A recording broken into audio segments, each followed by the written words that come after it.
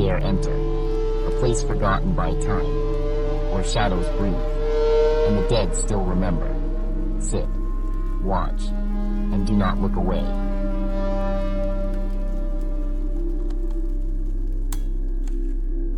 The first child disappeared at dusk.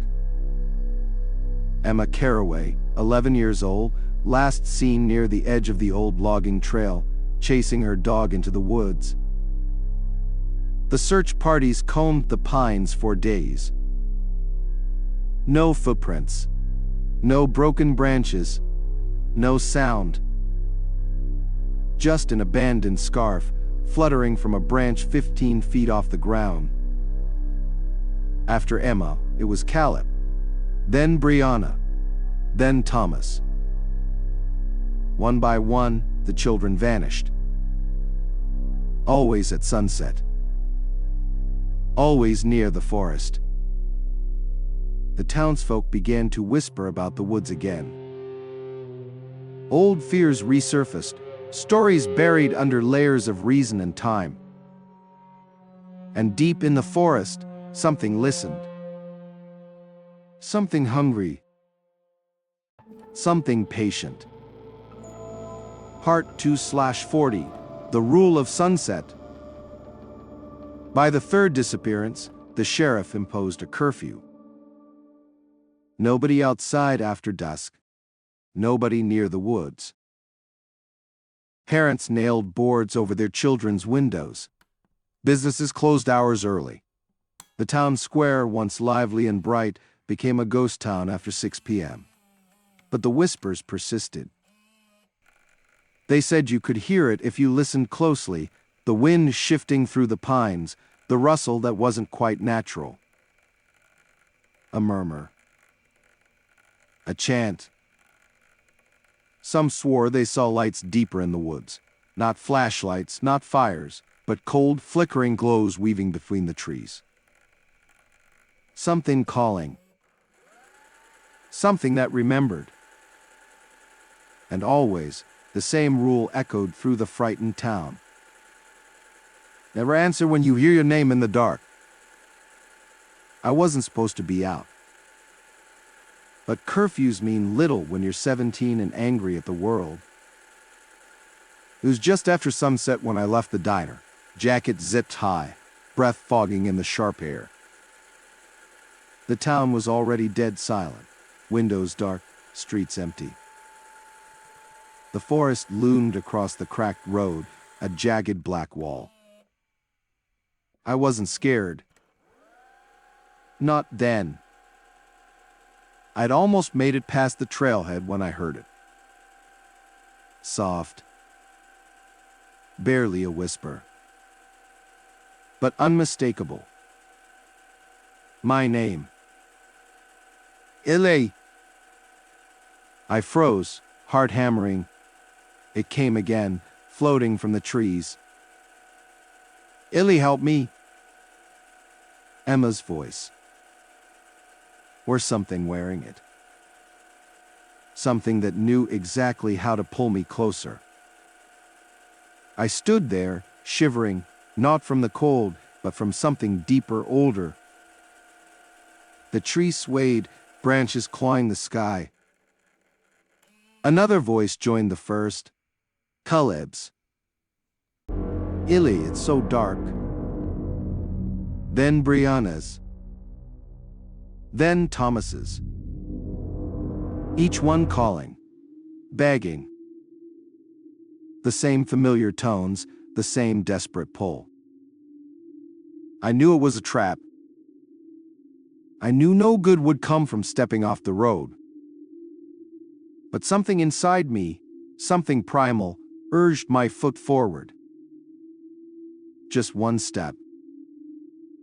Just to the edge. The forest line shivered like it was breathing. Waiting. Welcoming. The fog slid between the trunks, thick and cold, and from deep within the woods. Something shifted. At first I thought it was a trick of the mist. A darker patch moving between the trees, low to the ground, too fast, too smooth. Then it stood, unfolding upward like something uncoiling from a deep crouch. It was tall, impossibly tall, its body wrong, like joints bent the wrong way. For a heartbeat, it was just a silhouette. Then the fog parted for a moment, and I saw it. A face, or what pretended to be one, a stretched, pale mask of a human smile, too wide, too thin, splitting at the corners. Empty eye sockets stared straight into me. The voices kept calling, softer now, coaxing. "Ellie, please." But the thing didn't move closer. It didn't need to.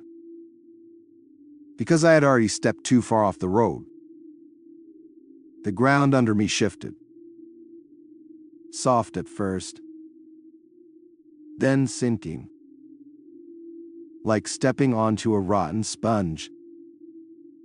I looked down and saw that the road, the real world, was already disappearing behind a veil of fog. The earth cracked open in thin, snaking lines, and from the fractures, something black and gnarled slithered up. Roots. But they moved like fingers. Creeping. Twitching. Grasping at my shoes. The figure in the fog tilted its head, and I felt it again, that overwhelming urge to move toward it. To answer the call. Somewhere in the distance, a new voice joined the chorus. It wasn't a child. It was my mother. "Illy, come home." My mother's voice was perfect. Too perfect. Every syllable exactly as I remembered it, right down to the soft tremble she used when calling me in for dinner as a kid. But that's what made it wrong. Real voices have flaws, cracks, emotion. This one was hollow. A recording played back through something that didn't understand what grief was supposed to sound like. "Illy, come home." The roots tightened around my ankles. The thing in the fog took a step closer, its movements jerky, puppet-like. Another step, and the smile on its mask stretched wider, splitting the pale skin until thin, black liquid dripped from the edges. I ripped one foot free, stumbling back. But the woods behind me had changed. There was no road anymore, only more trees. And the whispers were everywhere. I spun around, desperate. The road, the diner, the lights of town. Gone. Swallowed by the pines and mist. Every direction looked the same, endless skeletal trees stretching into darkness. The roots pulsed under the soil, following me like veins chasing a beating heart. The thing in the fog didn't hurry. It didn't need to. It knew the forest was already closing around me. Above, the branches knitted tighter, blotting out the stars. The cold deepened, and with it came a faint sound, a dry, scraping noise, like thousands of fingernails brushing against bark. The forest itself was waking up. And I was its prey. Shapes moved between the trees now. Not just the tall thing, others, smaller. Twisting and shuffling in the mist, their bodies thin as branches, their limbs too long, too many. Some crawled, some slithered, some simply floated a few inches above the ground, swaying in a sickening rhythm. Their faces were worse than the tall ones. Hollow holes where eyes and mouths should be. Skin stretched tight over bone, ripping and mending itself with every movement. They whispered in a chorus, mimicking voices from town. Friends, family, teachers, everyone I'd ever trusted, now twisted into a lure. Illy, come back. We miss you. It's safe here. The words scratched at my mind like claws.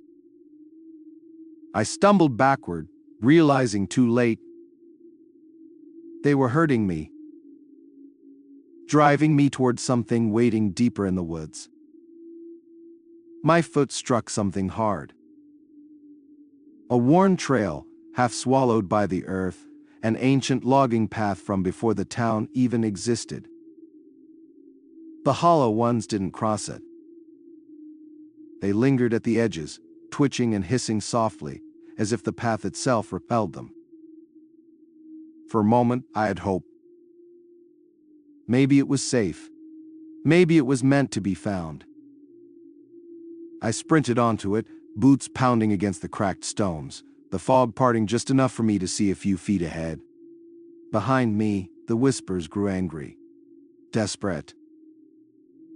The thing with the broken smile let out a sound, a horrible, croaking bark, and the hollow ones shrank away from him, scattering into the trees.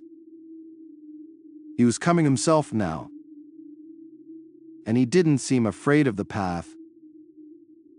Up ahead, something jutted from the side of the trail.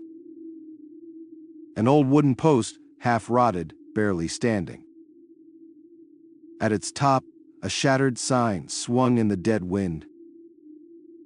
Most of the letters were gone, but I could still make out a few, scrawled in peeling white paint. Owned land. Do not enter. Whatever this place was, it had been sealed off long ago. Forgotten. Buried. The broken smile creature followed at a steady pace, no longer hiding. Every few steps it dragged something behind it, a long, crooked pole tipped with something heavy and wet. I didn't look too closely.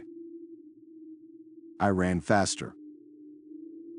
But the deeper I went, the stranger the forest became. The trees leaned inward, their trunks hollowed out and breathing. The ground pulsed under my feet, and the air thickened with the stench of rot. Something ancient lived here, and it had been hungry for a long, long time. The path twisted sharply, and that's when I saw it. A tree, massive and gnarled, standing alone in a clearing. Its bark was split wide open, like something had clawed it apart from the inside. From the wound, dark liquid oozed, too thick to be sap, too red to be anything but blood. The roots writhed just beneath the soil, coiling and uncoiling like living things. At its base, half sunken into the earth, lay dozens of broken objects. Toys, backpacks, tiny shoes. The missing children's things. Each one rotted and warped, but unmistakable. The whispers changed around me, becoming shrill, urgent. Lie down, rest here, it's safe. The trees' bleeding intensified, staining the soil dark. And from the hollow of its trunk, something watched, waiting for me to come closer. At first I thought it was just darkness inside the tree. But then I saw them. Eyes. Dozens. Glassy, unblinking, embedded in the walls of the hollow trunk. Some human, some not. They stared without blinking, tracking my every move. The broken smile creature stopped at the edge of the clearing.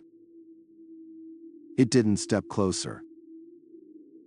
Instead, it dropped to one knee, bowing its long, crooked body low to the bleeding tree. Like it was praying. Or pledging loyalty. The ground beneath me pulsed harder. The whispers weren't words anymore. They were commands. A low, bone-deep hum filled the clearing, vibrating in my teeth. Join us, feed us, become part of the root. The tree's wound split wider, splitting with a wet, tearing sound. And from within, a new shape began to emerge. It crawled out slowly. Pale, wet, limbs too long, too thin, as if it had been stretched to fit inside the hollow. Its head was a mass of stitched faces, children's faces, their eyes sewn shut, their mouths frozen mid-scream. Emma, Caleb, Brianna, Thomas. All of them, woven together into a single, heaving creature. It dragged itself into the clearing, hands clawing deep furrows into the soil. The broken smile creature bowed lower, its mask cracking down the center as black ooze dripped from the split. The stitched monster turned its patchwork face toward me. And from a dozen mouths stitched into one, it spoke in a voice that was both many and none. Feed the root, become the seed. The forest itself seemed to lean in, waiting for my answer. The stitched creature dragged itself closer, each movement leaving a trail of dark, smoking blood across the ground. The whispers in the trees grew deafening, a cyclone of voices drilling into my mind. Kneel, submit, grow the forest. The bleeding tree behind it pulsed harder, its roots twitching, reaching out toward my ankles. Something deep inside me, the animal part that still wanted to live, screamed to run. But the clearing bent reality. The longer I stayed, the heavier my limbs became. My knees buckled, almost giving out. The broken smile creature lifted its head slightly, watching without eyes, as if savoring the moment. The stitched monster extended a hand toward me, an offer. A command. The ground split at my feet, and the roots reached up to decide for me. The roots snapped upward, lashing around my wrists, my ankles, my waist. I thrashed wildly, but they were too strong, pulling, dragging me toward the bleeding soil. The stitched creatures' faces grinned in unison, their sewn mouths tearing wider with the strain. The ground beneath me softened into a black, sucking mire, cold and wet, reeking of rot and old blood. I sank to my knees. The broken smile creature rose behind the stitched beast, its ruined mask splitting further, revealing a gaping black maw underneath. No teeth, no tongue. Just endless hunger. The stitched hand reached for my face, fingers twitching, spasming, ready to peel my skin away like it had the others. Panic clawed through my chest. And then, through the deafening whispers, I heard something new. A sound not born of the forest. A bell. Faint, distant, but real. And for the first time, the monsters hesitated. The stitched creature recoiled, hissing through its many mouths. The roots slackened slightly. The broken smile figure twisted its neck unnaturally, searching the mist. The bell rang again, clearer now, closer. A slow, heavy toll. Each peal tore through the fog, pushing it back in ripples. The roots spasmed under my feet, uncertain, quivering between hunger and fear. I yanked free one arm, then the other. The stitched thing screeched, its faces warping and shriveling like burning paper. The bleeding tree shuddered, its black wound sealing slightly, as if trying to hide. Another toll of the bell. And this time, the hollow ones fled entirely, melting into the woods like smoke. The clearing trembled. The world itself seemed to tear at the seams. And in the growing gap, something else was coming. Out of the mist stepped a figure. Not twisted. Not broken. Human, or at least close enough. They wore a heavy coat stitched from dozens of different fabrics, each patch marked with strange symbols that shimmered in the fog. A wide-brimmed hat shadowed their face, but I could feel their gaze cutting through the chaos. In one hand they held a bell, black and cracked, swinging slowly with a sound that shook the marrow of the woods. In the other, a long iron staff, tipped with nails and broken glass. The stitched creature screeched again, backing away toward the bleeding tree. The broken smile thing slithered into the shadows, hissing like a cornered snake. The watcher raised the bell high. One final, deafening toll rang out, shattering the clearing into shards of mist and screams. When the air cleared, I was alone. The tree, the stitched monster, the broken smile horror. All gone. Only the watcher remained. And they were walking toward me. Up close, I could see that their coat wasn't just stitched, it was scorched in places, stained with things I didn't want to guess. The iron staff hummed softly, vibrating in time with the silent heartbeat of the woods. When they finally spoke, their voice was rough, like stone scraping stone. "You shouldn't be here," they said. I tried to answer, but my throat was raw, choked with smoke and fear. They didn't wait for a reply. Instead, they swung the bell gently once more, and the ground at my feet solidified, roots shriveling away like dead snakes. The watcher pointed the staff at the forest behind me. "The path is open, but not for long," they warned. "Run, and if you hear your name again..." They leaned closer, voice dropping to a growl. "Don't answer, no matter what voice it wears." I ran. Not a cautious jog, not a careful retreat. I sprinted. The forest tore past me, trees blurring into jagged smears of black and gray. The ground beneath my feet heaved and shifted, trying to trip me, trying to drag me back. But the bell's final toll still echoed somewhere deep inside me, a shield against the whispering fog. The air grew colder. The shadows stretched longer. And somewhere behind me, the stitched creature screamed. A wet, tearing howl that shook the trees. The hollow ones had regrouped, and they were coming. I didn't dare look back. Ahead, the mist thinned, and for the first time in what felt like years, I saw it. Light. Faint. Flickering. The road. Home. Almost there. Almost. Just as I burst through the thinning trees, just as my foot hit the cracked pavement of the road, I heard it. A voice. Clear.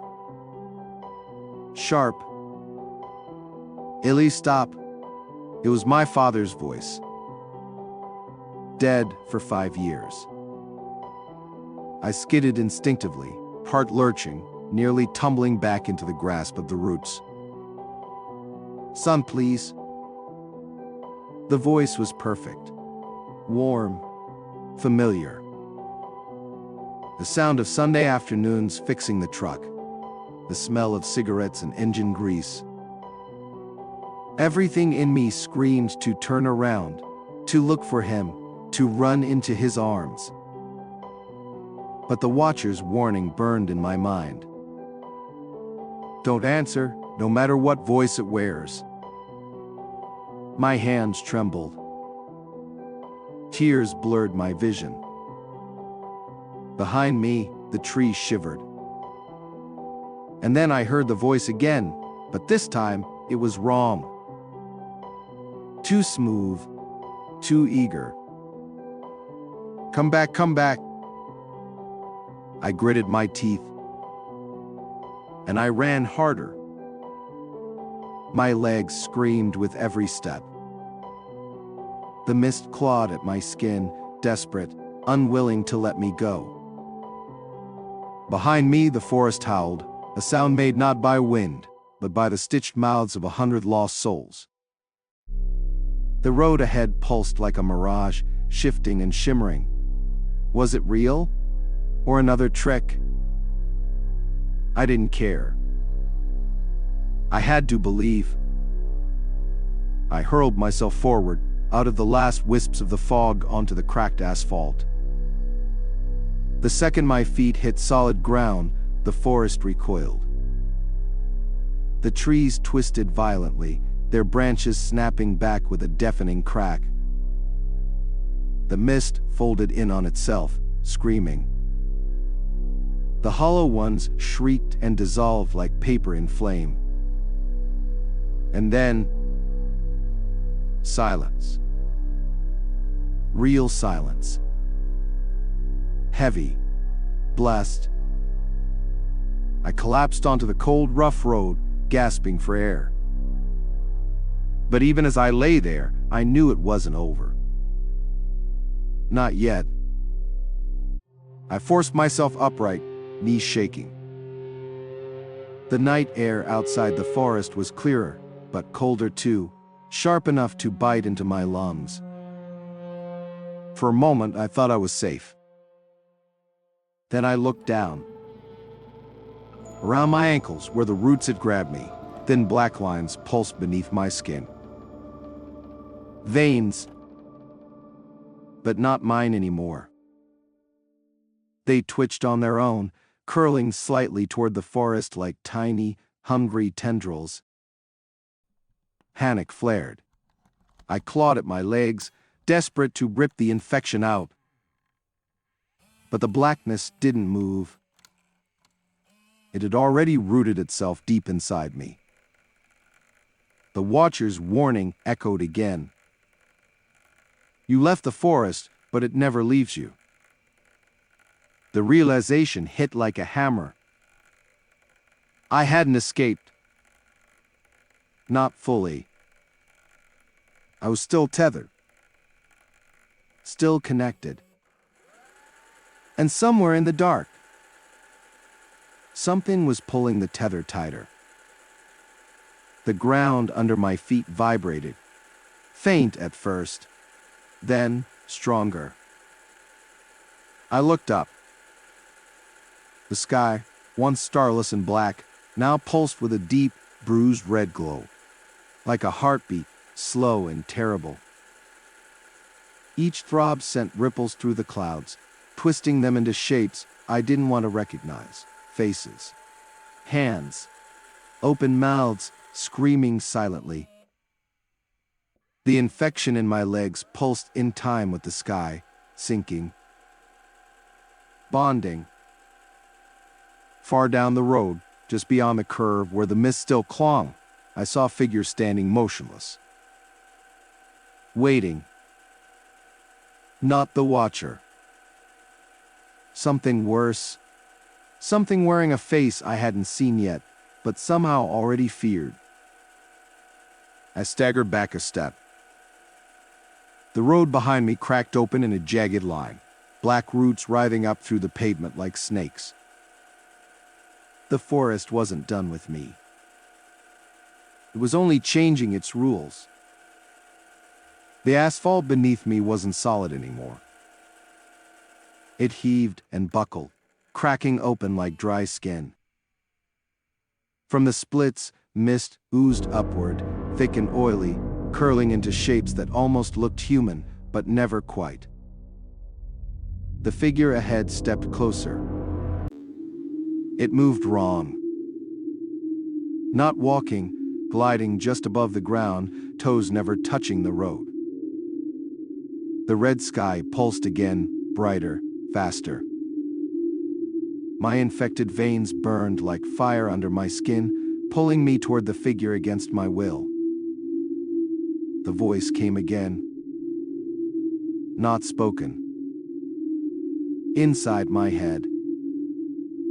Illy, you're already one of us. I clenched my fists until my nails dug into my palms, trying to fight the pull. But every step felt heavier. Every breath harder. The road was no longer a way out. It had become another trap. Another mouth ready to swallow me whole. The figure stopped about 20 feet ahead. And then it spoke. Not in the twisted, gurgling way the others had. It spoke in my voice. Perfectly. It's easier if you stop fighting. Hearing myself say those words, hearing that wrong version of my tone, made my stomach twist into knots. The mist thickened around its feet, or where its feet should have been, spreading across the road like spilled ink. Each step it took forward, my infected veins pulsed harder, the black tendrils crawling further up my legs. Come home, Ely, it said again, smiling with my mouth. You're tired. You've always been tired.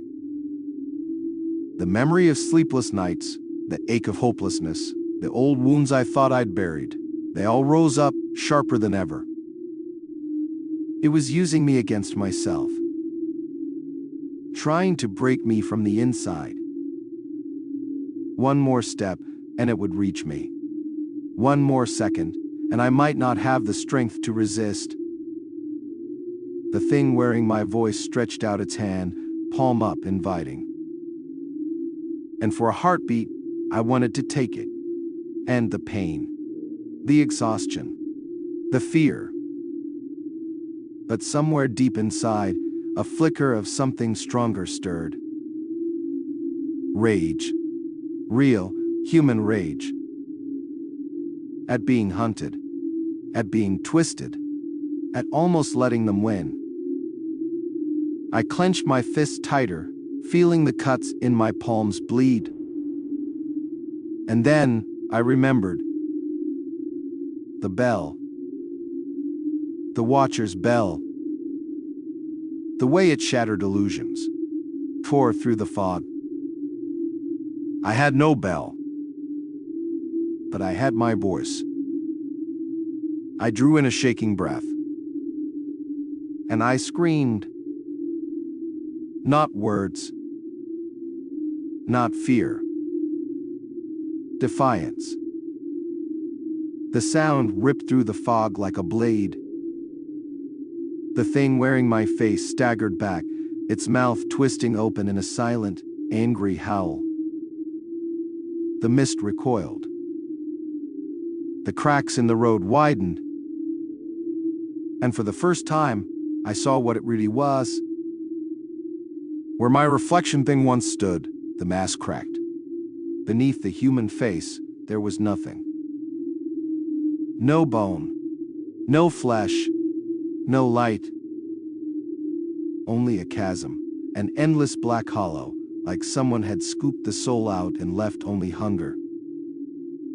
It hissed, the sound tearing the air like claws against glass. The mist around it twisted faster, trying to repair the mask, to rebuild the lie. But the cracks kept spreading. The thing took a step toward me, unstable now, glitching between forms. For a heartbeat, it was my father, then my mother, then myself again. Each face screaming wordless need. Each step slower, more desperate. I realized something important then. They needed me. The hollow ones, the stitched forest, the bleeding tree, they fed on acceptance, on surrender. Without it, they were starving. Weak. I wasn't trapped with them. They were trapped with me. The realization hit me like lightning. They needed my fear, my submission. Without it, they couldn't fully cross, couldn't fully consume. The thing wearing my face lunged, hands stretching into claws of shadow and bone. But this time, I didn't run.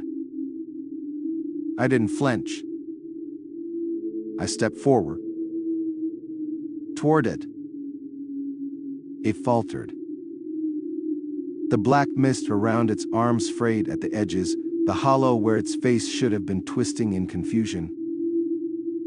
I could feel it, its hunger flipping inward, devouring itself without something real to cling to. I took another step. The road cracked wider. The red sky above throbbed violently, as if the carnival's heart was stuttering. "You don't own me," I said, my voice steady now, sharp as broken glass. The hollow thing let out a rattling gasp, the sound of a dying machine, and then it shattered, exploding into a cloud of ash and mist that the wind immediately tore apart. And in the distance, the bell rang once more. The bell's sound rolled across the broken road, low and heavy, vibrating deep into the marrow of the world. With each toll, the mist peeled back a little more, exposing the true landscape beneath the illusion. The road wasn't endless anymore. It bent sharply ahead, leading not into more darkness, but into a thin strip of real, open air. Stars. Actual stars. I stumbled forward, legs numb, skin burning where the black veins still pulsed beneath the surface. The infection fought me with every step, tendrils digging deeper, trying to root me where I stood. But the bell tolled again. Stronger. Closer. And the roots recoiled, shriveling back like worms touched by flame. Ahead, silhouetted against the clearing sky, the watcher stood. Bell in one hand, staff in the other. Waiting. A silent beacon. And behind me, the forest howled in rage. The ground behind me split open. From the gaping cracks, thousands of shadowy hands clawed upward, grasping, reaching, desperate. Each one was a memory, a regret, a promise of what I could have been if I just gave up. Faces appeared in the mist, screaming my name with voices stolen from my past. Friends I had lost, family I had failed. Each one pleading, "Come back, stay rest." The infection in my veins pulsed harder, fighting the pull of the watcher's bell. The road under my feet rippled like water. Every instinct screamed to turn, to look, to believe. But belief was the true trap. I ground my teeth together, forcing my legs to move. One step. Another. Toward the watcher. Toward freedom. Behind me, the mist shrieked in fury. The hollow ones knew. This was their last chance. The watcher lifted the bell high above their head. It didn't swing this time. It boomed, a sound like a hammer striking the bones of the earth. Before me, the broken road tore apart completely, revealing a chasm of black mist swirling below. But at the same time, a bridge formed. thin, cracked, made from the ashes of the shattered hollow ones. It stretched across the void, leading directly to where the Watcher stood. The bridge wasn't stable. Every step would be a gamble.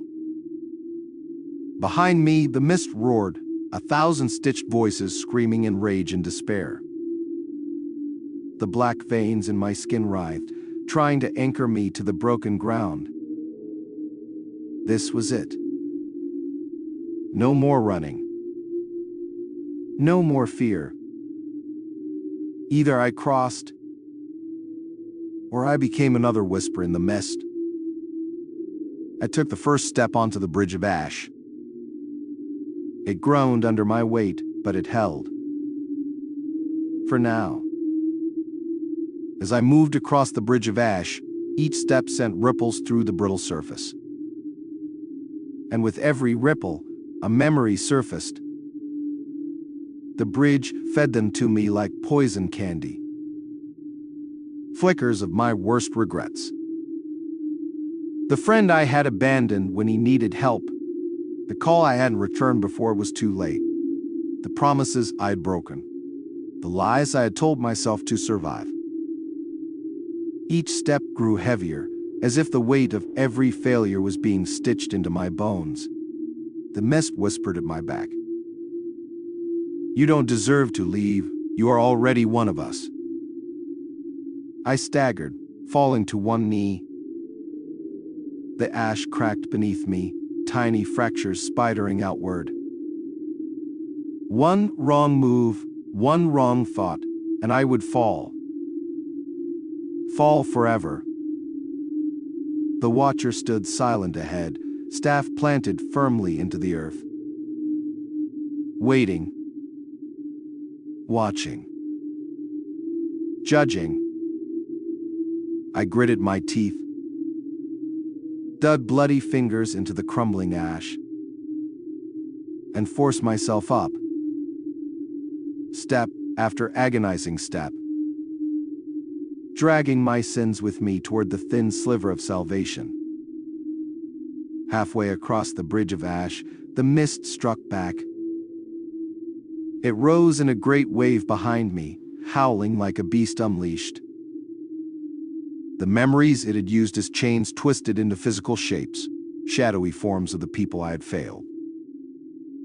They reached for me, their hands skeletal, eyes hollow, mouths stitched shut. Each one whispered in unison. Stay fall, join us. The bridge trembled violently under my feet. Cracks split wider across the surface, the ash disintegrating into dust. If I hesitated now, even for a second, I would tumble into that endless black pit. Become one of them. Another hollow. Another prisoner of the mist. I closed my eyes, breathed once, and remembered the Watcher's silent command. Forward. Only forward. I hurled myself across the widening cracks. The shadows screamed, their hands brushing my skin but never gripping. The bridge buckled behind me, collapsing. But I didn't look back. Never again. The final stretch of the bridge narrowed to a single, trembling thread of ash, barely wide enough for 1 foot.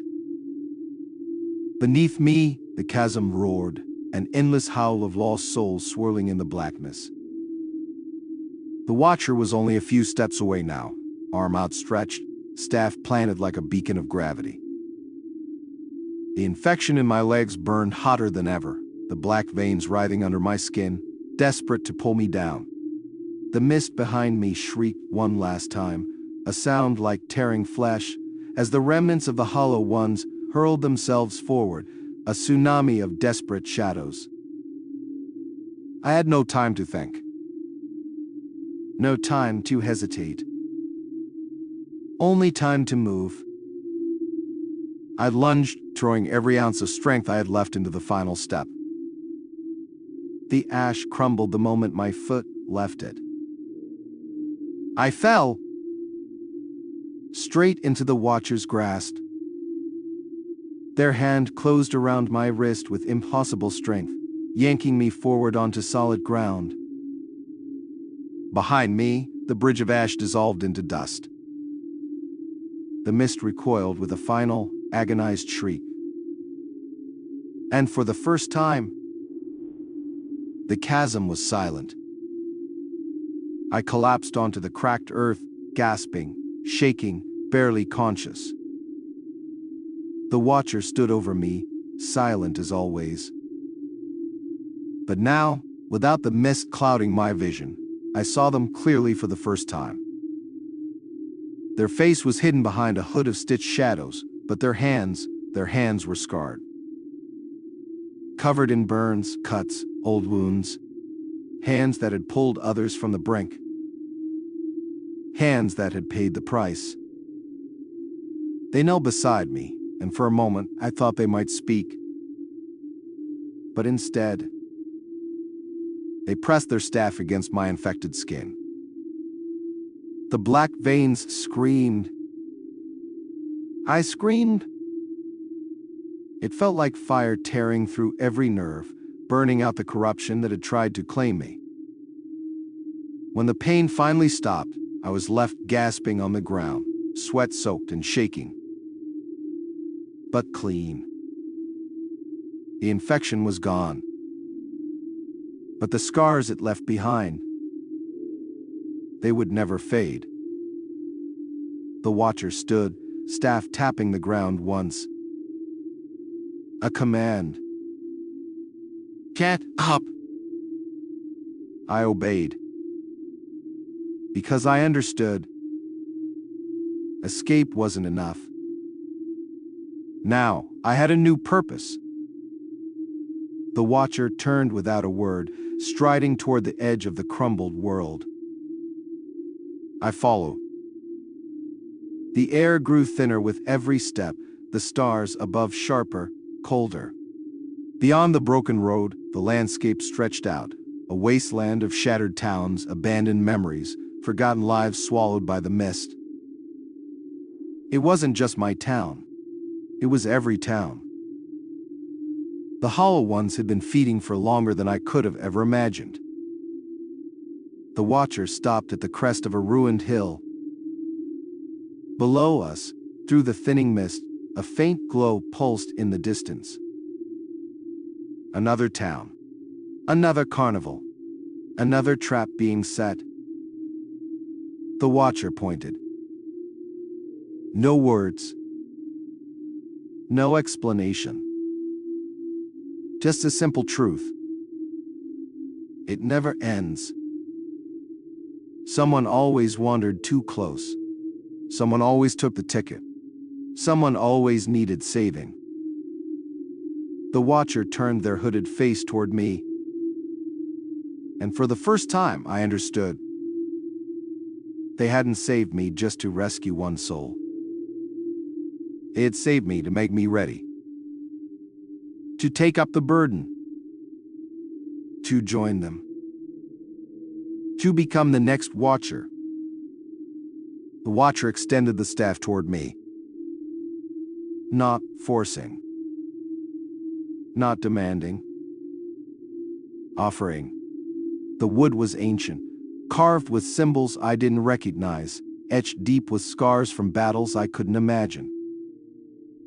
Taking it would mean becoming part of this endless war. A sentinel against the mist. A guardian against the Hollow Ones. Never home again. Never free again. Only the road. Only the watching. Only the waiting. I looked down on my scarred hands. At the blackened marks the infection had left behind, still faint under my skin. I thought about the towns that would fall if no one stood guard. The people who would vanish without ever knowing why. And I realized there was never really a choice. Not for me. Not anymore. I reached out. My fingers closed around the staff. The watcher bowed their head once, a gesture of respect. And then they faded into the mist, leaving me standing alone at the edge of a broken world. The new watcher. The last line of defense. The staff pulsed in my hand, warm, heavy, alive. With it came the weight of memory. Not just mine, but all those who had carried it before me. I felt them. Hundreds of watchers. Silent guardians who had stood against the hollow ones for generations, most of them forgotten by the world they protected. Their fears, their failures, their triumphs. All of it poured into me like a second soul. The road beneath my feet straightened. The mist recoiled slightly, hissing against the edge of the staff's unseen barrier. I was no longer prey. No longer a wanderer. I was a wall. A blade. A signal fire burning against an endless night. In the distance, the flickering lights of another cursed carnival began to shimmer into existence. Somewhere, a Ferris wheel groaned awake. The cycle had begun again. And now it was my turn to stand in the way. I stood at the threshold of the broken world, staff planted firmly in the scorched earth, the mist swirling and recoiling around me. Above, the sky bled into dawn, not golden, but a pale, trembling gray. The world would wake soon. People would rise, unaware of how close they lived to the edges of nightmares. Unaware of the carnival song, always humming just beneath their dreams. And that was how it had to be. They didn't need to know. They didn't need to see. That was the burden I had accepted. To be the unseen barrier, the silent warning, the first and last defense. The Ferris wheel in the distance spun faster now, hungry lights blinking through the fog. The carnival was growing restless. It knew I was here. It would test me. It would tempt me. It would try to turn me into just another whisper in the mist. But I had seen too much. Lost too much. I gripped the staff tighter, straightened my spine, and stepped forward. Into the mist. Into the next fight. Because as long as the fog creeps, as long as the hollow ones hunger, as long as the broken rides spin, I will be here. Watching. Waiting. Standing in the way. Forever. The tale is over, but the darkness remains. Subscribe, or stay forever, in the silence between screams.